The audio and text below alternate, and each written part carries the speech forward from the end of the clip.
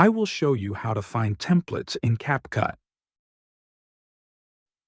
Open the Capcut application on your phone. Go to the Templates tab. Find what editing style you want. For example, here I want cinematic.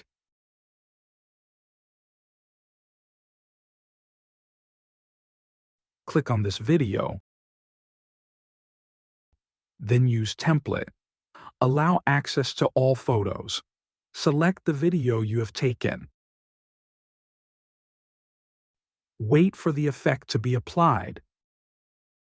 Once finished, you can review your edits and also add other effects.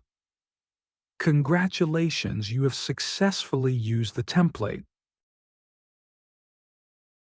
Thanks you for watching, and if you haven't subscribed yet, be sure you hit subscribe button.